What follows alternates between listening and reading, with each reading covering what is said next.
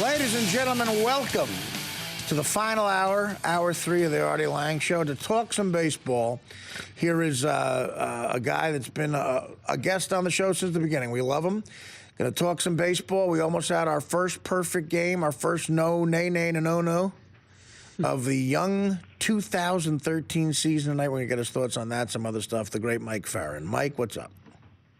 Artie, it is a pleasure to speak to you again. Happy baseball being back. I know as a Yankees fan, that's not so happy this year. No, it's not. Baseball back anyway. It's not happy. And you're also here with Brent Stover, my co-host from CBS Sports. You know, listen, okay, we'll talk Yanks, but how about you, Darvish? Could you tell me why Washington takes him out when it's 7-0 and doesn't let him get a complete game shutout? Well, why did he do that? Well, I think a lot of it has to do with the fact that it's opening day or his first start of the season. I mean, it's their second game.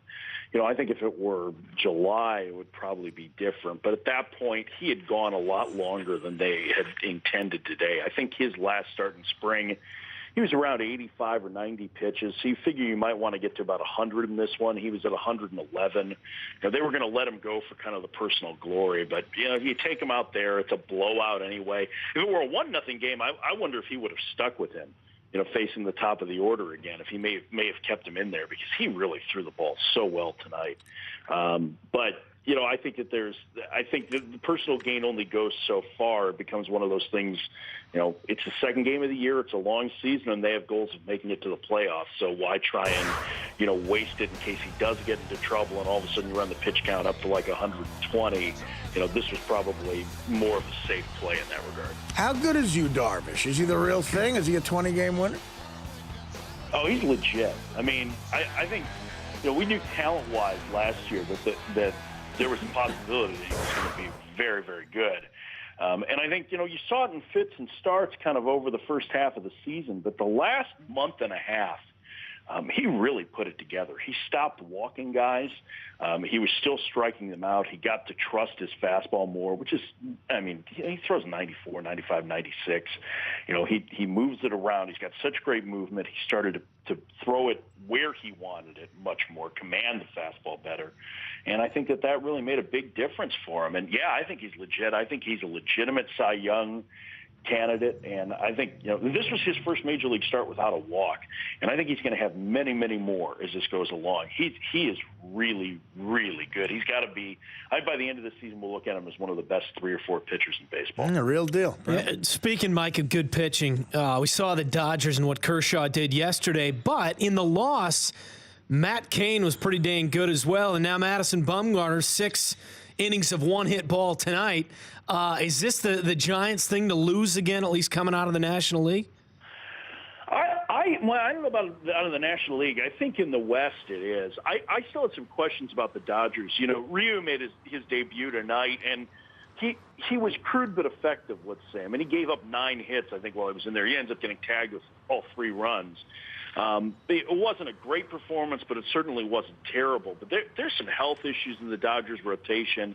There's some health issues in their lineup. And I think for you know, a lot of the $230 million or whatever it is that they're spending on their payroll is in guys that there are questions with. I mean, I think they're probably more famous than they are great at this point in terms of a lot of the players on the roster. So, you know, there's going to be some ups and downs of that team. I think the Giants are really good. There's going to be some times where they don't score a whole lot of runs.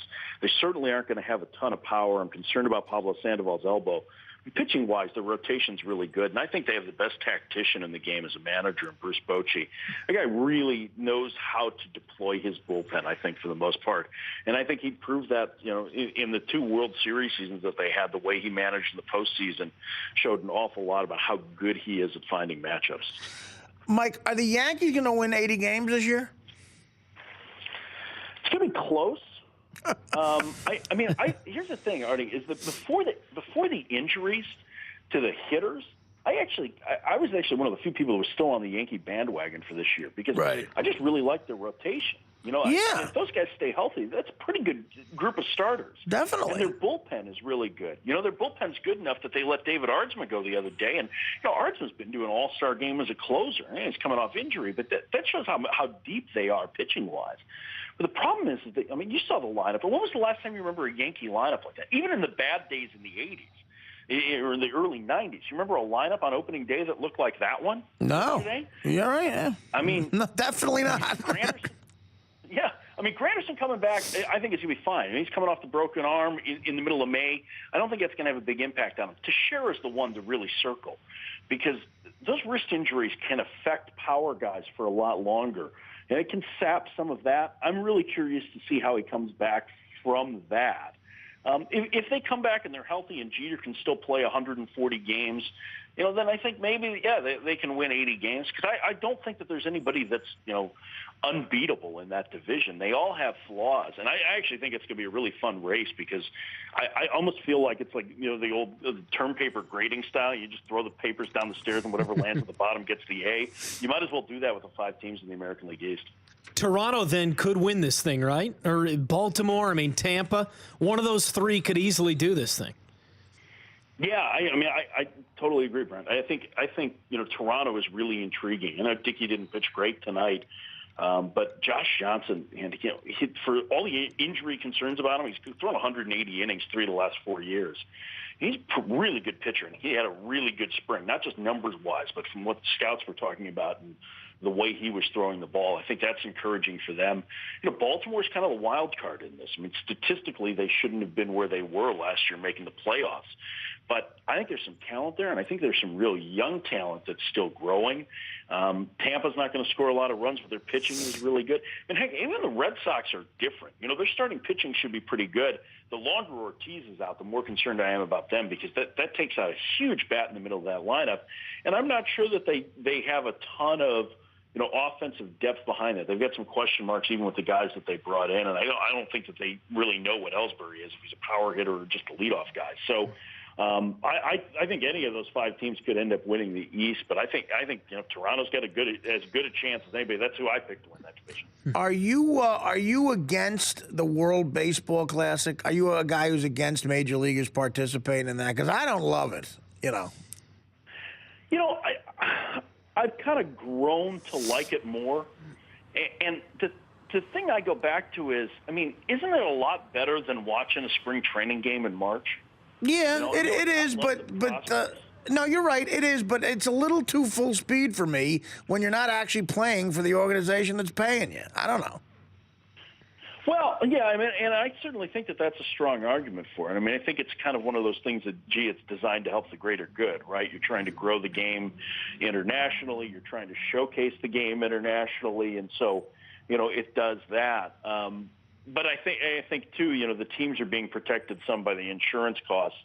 If guys are getting hurt, they're getting their money back, which really, in a lot of respects, the teams care most about. They care about the health of the players. They care about the baseball operations. People certainly care about winning.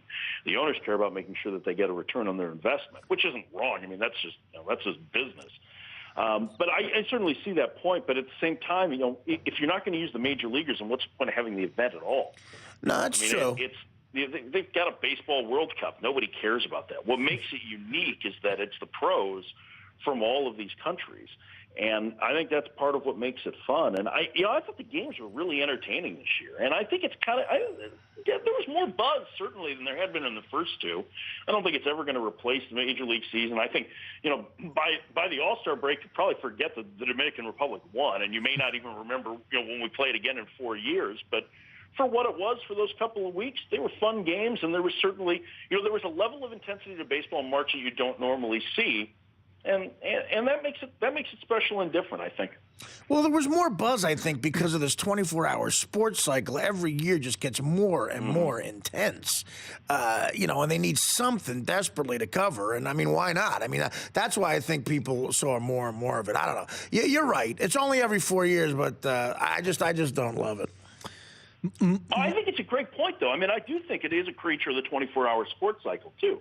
I think a lot of the things that you see, just looking at baseball specifically, I can't comment on the other sports because I don't cover them, but, more interest in prospects, let's say. The fact that we know more, that there's more written about minor leaguers today is a product of that as well, because we're looking to fill more time, and people are starting to get more and more interested. And I think that that's also, part of that is the interest in fantasy baseball too has actually helped that to grow. Huge. Guys are trying to get an edge in their league. Yeah.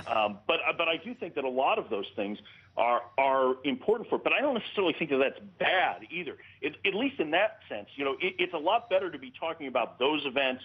The minor leaguers, all these things that are happening around the game itself is a lot better than, say, having to fill the 24-hour news cycle with talk of steroids or talk of arrests or talk of, whatever else, plagues professional sports.